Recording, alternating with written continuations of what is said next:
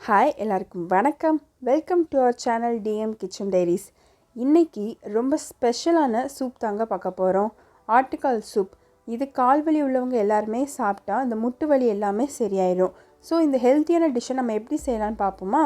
தேவையான பொருட்கள் 200 கிராம் சின்ன வெங்காயம், ஒரு 10 பல் பூண்டு, 2 டேபிள் ஸ்பூன் இஞ்சி பூண்டு பேஸ்ட்டு, ஒரு 2 டீஸ்பூன் சீரகம், 2 டீஸ்பூன் மிளகு, 1 டீஸ்பூன் மஞ்சள் தூள், தேவையான அளவு உப்பு. நம்ம வெங்காயம், பூண்டு, மிளகு, சீரகம் எல்லாமே இடித்து சேர்த்துக்கலாம். ஒரு பெரிய தக்காளி நல்லா நறுக்கி சேர்த்துக்கலாம். கருவேப்பிலை கொஞ்சம், கொத்தமல்லி கொஞ்சம் நம்ம எடுத்துக்கலாம். இன்றைக்கி நான் 2 ஆடோட கால் எடுத்திருக்கேன், மொத்தம் 8 கால். ஸோ இதை வச்சு தான் நம்ம இப்போ சூப் செய்ய போகிறோம். வாங்க எப்படி நம்ம சூப் செய்யலான்னு பார்க்கலாம். நம்ம இப்போ குக்கரில் செய்ய போகிறோம். ஸோ குக்கரில் உங்களுக்கு சூப்புக்கு தேவையான அளவு தண்ணி ஊற்றி நல்லா கொதிக்க வச்சுக்கோங்க. நல்லா இப்போ தண்ணி எல்லாமே நல்லா பாயில் ஆயிடுச்சு. ஸோ இப்போ இந்த பாயிலான வாட்டரில் நம்ம எடுத்து வச்சுருக்க ஆட்டுக்கால் எல்லாமே நம்ம இப்போ சேர்த்துக்க போகிறோம்.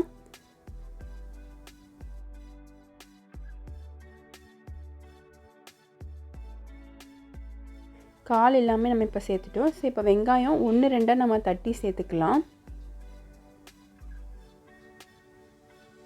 இஞ்சி பூண்டு பேஸ்ட் 2 டேபிள் ஸ்பூன், மிளகு 2 டீஸ்பூன் நம்ம இடித்து சேர்த்துக்கலாம். சீரகம் 2 டீஸ்பூன் நம்ம இடித்து சேர்த்துக்கலாம். மிளகு உங்கள் காரத்துக்கு ஏற்ப சேர்த்துக்கோங்க. 10 பல் பூண்டு அதுவும் நம்ம தட்டி சேர்த்துக்கலாம். ஒரு பெரிய தக்காளி நறுக்கி சேர்த்துக்கலாம்.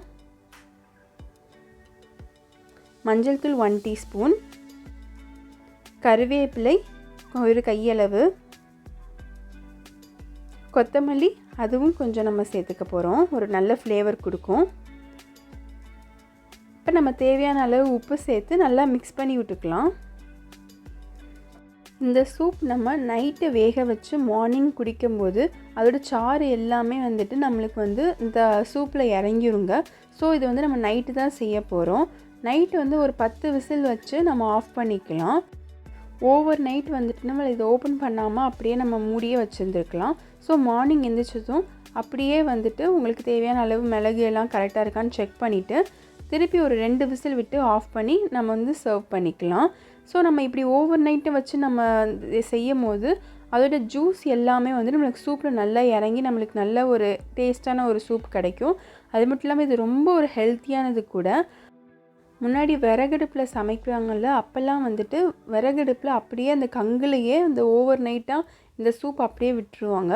ஸோ அப்போ இந்த சாறு எல்லாமே சூப்பில் இறங்கி ஸோ மார்னிங் தான் அதை எடுத்து குடிப்பாங்க. அவ்வளோ டேஸ்ட்டாக இருக்கும்.